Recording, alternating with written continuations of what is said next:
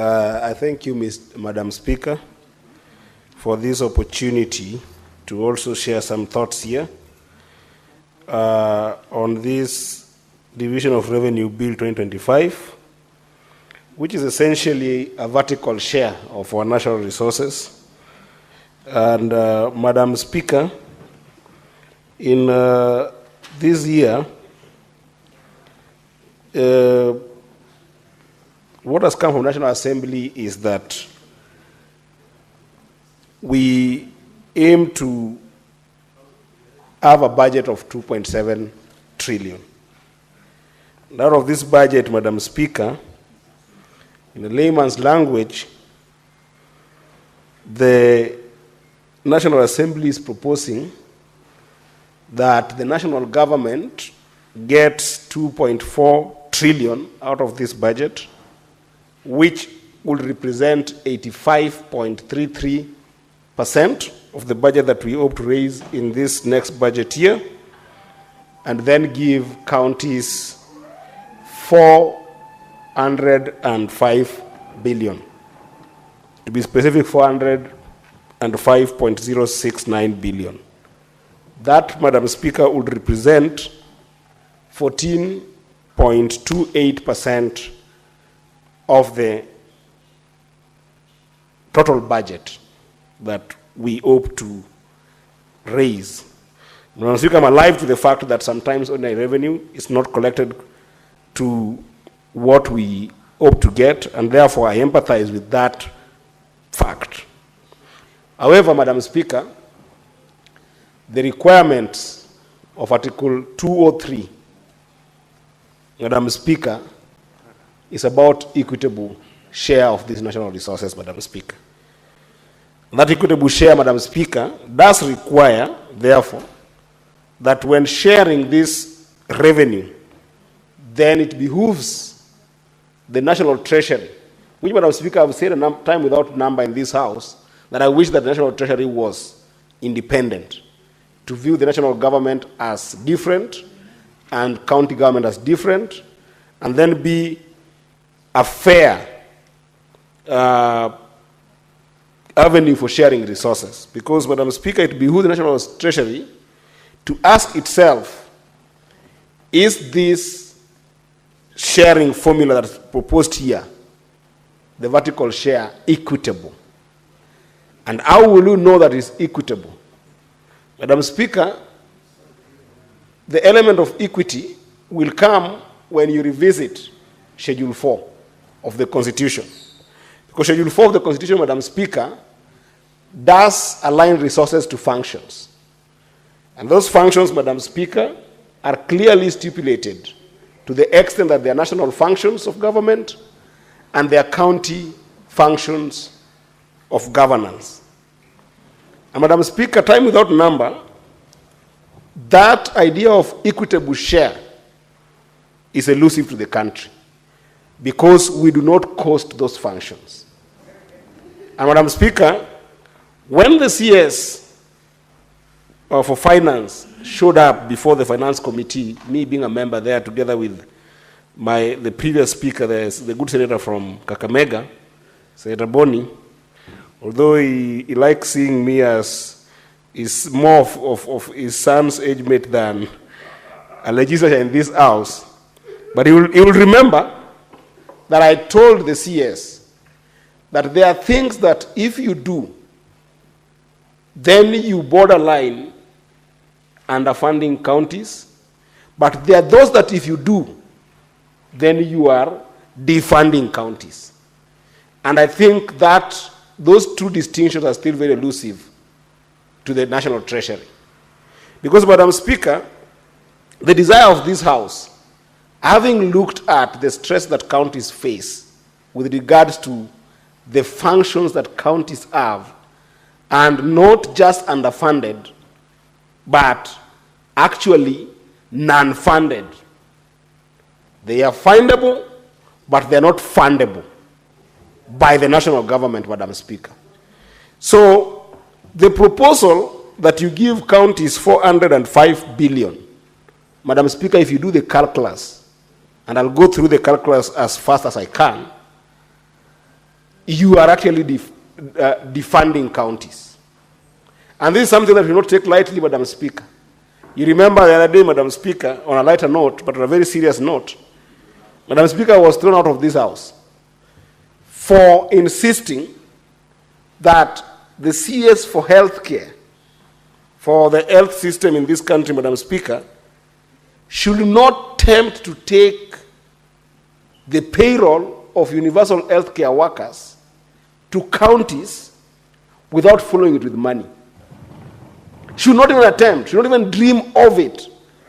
Because, Madam Speaker, for the last 2 years that we have been fighting about finance bill in this particular house, any money that is given to counties is money that is funding non-discretionary expenses.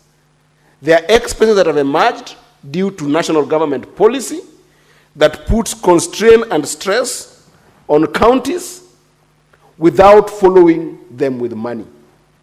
Madam Speaker, if you implement a policy, for instance, of housing levy deductions, it happens at the national level, and the employees of the counties also have to face the same. Yet the counties did not have that in their budget when devolution was taking root. Madam Speaker, that goes to about 4 billion that counties have to face. Madam Speaker, if you enact contributions that have bulged on National Social Security Fund, it affects the staffers of the counties. And when it affects them to a point of 3.7 billion, it was not catered for in the calculus before we got to where we are right now, Madam Speaker.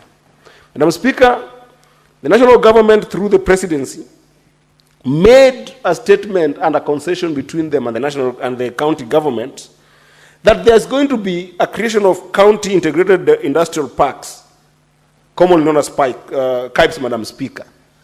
This is a whooping 11 billion responsibilities on counties that then they must shoulder.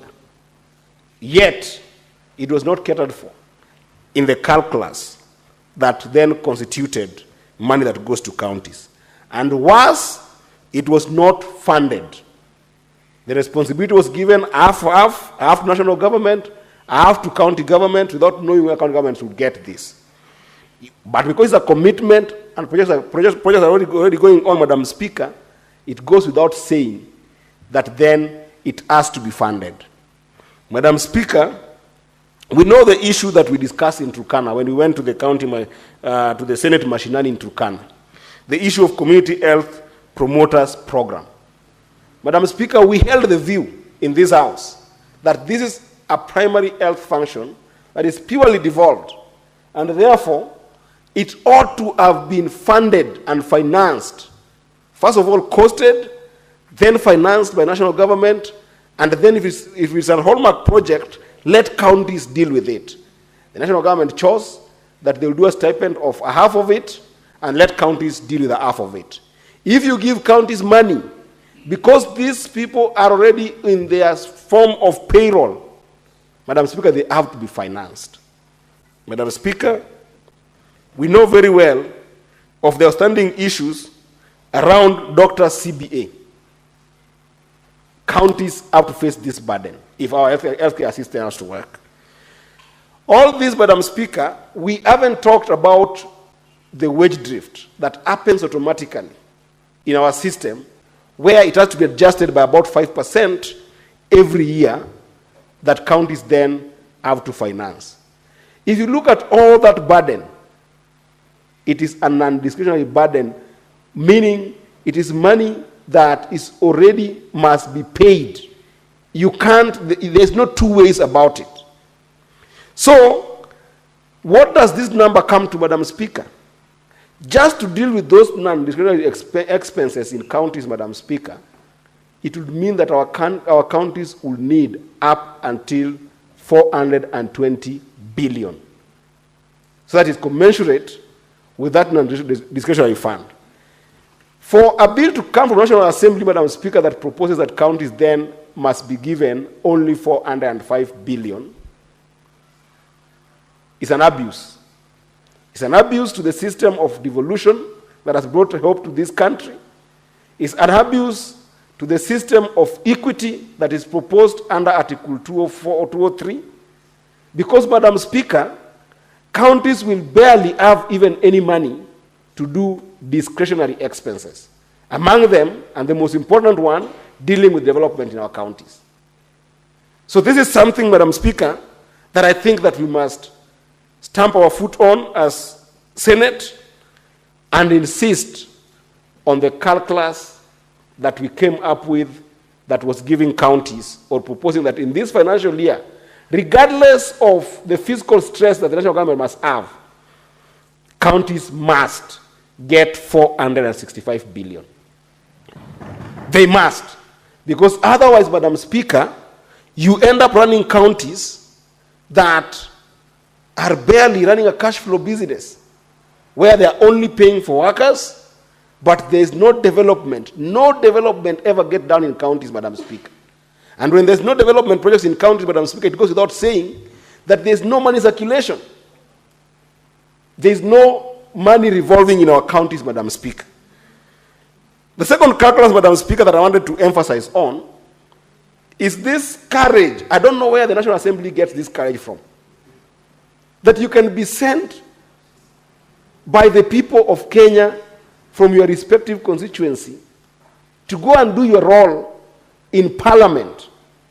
And one of those roles, Madam Speaker, is simply to approve audited reports sent to you by the Auditor General. Simple job. Go, scan through, scrutinize, read, understand what the Auditor General has talked about in the previous year's financial statements about our entire country, and approve or disapprove it. Then, Madam Speaker, the National Assembly of Kenya, the last audited report that they have gotten time to approve is the audited report of the financial year 2020-2021. Now, Madam Speaker, the reason why this is a very important calculus is because under Article 203 of the Constitution, Madam Speaker, the requirement is that equitable share that we must horizontally share between national government and county government is predicated upon the last audited reports considered and approved by National Assembly. Where is justice for devolution? Where is justice for counties and their government? Where is justice for the people of Kenya if the last audited report that forms the basis of sharing revenue between county government and national government is based on 2021 financial year, Madam Speaker? It is absurd. In fact, I don't know where the courage the majority leader of National Assembly gets to lead a house that sends this kind of division of revenue bill to the Senate of Kenya. And that's what I'm saying, Madam Speaker, without mincing my words. We must fight that the Senate of Kenya must be a proper upper house in Parliament of Kenya, Madam Speaker. Even if it means we're going to sponsor our own bill, the National Assembly must understand the significance of legislation that emanates from a constitutional democracy, where then you must follow the Constitution and do things right. Madam Speaker, this division of revenue bill that constantly is sent to the House of the Senate without paying attention to the requirement of the Constitution, even after this, the High Court pronounced itself that Parliament should consider audited reports within 3 months, we still have 2 years pending without approval. What is the impact of this, Madam Speaker? The impact of this is, this becomes a con game from counties. And I'm using that word very strongly because if you're going to project that you're going to raise money this year of 2.7 trillion, and then you're dividing money for counties based on the financial year 2021, Madam Speaker, 2023, 2022 are not considered, which, if you do the calculus, Madam Speaker, our revenue is growing, but the county revenue will never grow, commensurate to what the National Assembly is giving to national government. This must be corrected, Madam Speaker, because if it's not corrected, then it means the counties are not getting what the Constitution requires, which is equity. Equity. Equity is the word, Madam Speaker.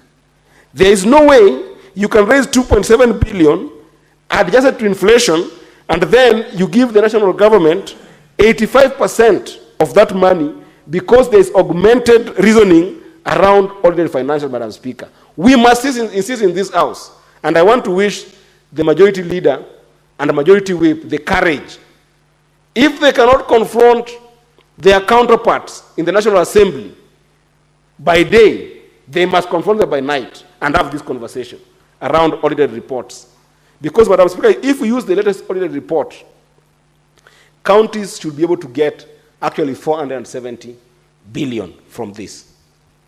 470 billion. If you look at the last audited report, if they were approved as they are from last year. So, Madam Speaker, this is a very pertinent issue that I wanted to stress on.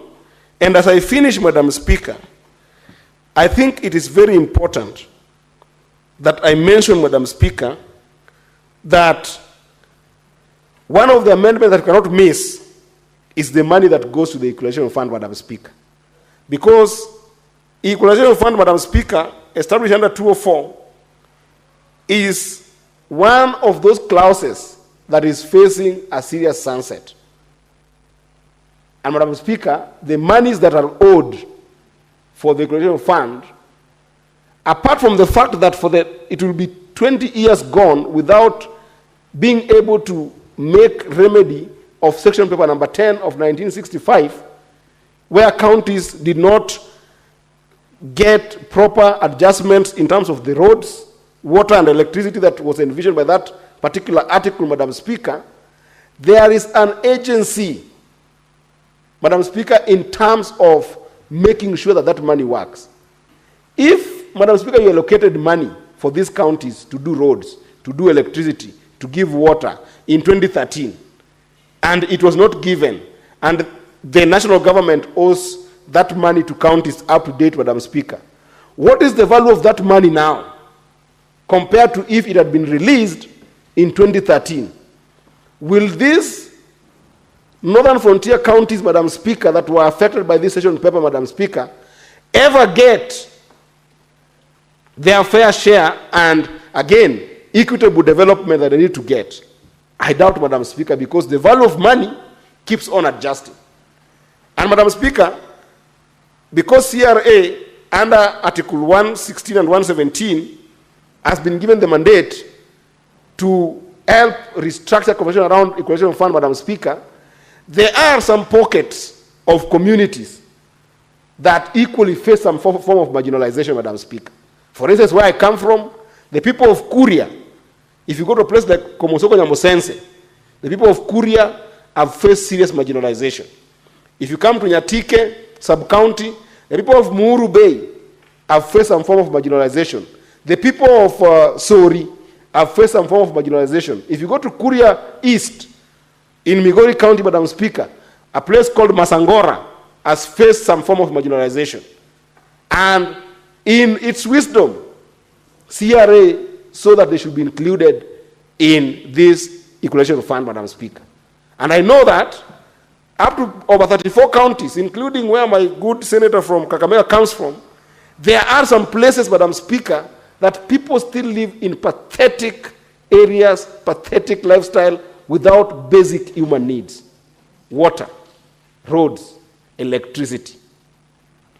Yet, Madam Speaker, this is becoming a strategic debt, and I'm saying strategic because the national government has constantly secluded this fund and never given it to counties, Madam Speaker. So this Equalization Fund must go back to counties, Madam Speaker. I know that my time is much spent, but I want to support that with this report the way it is. We support the report, but look at those amendments Senator Karen Nyama.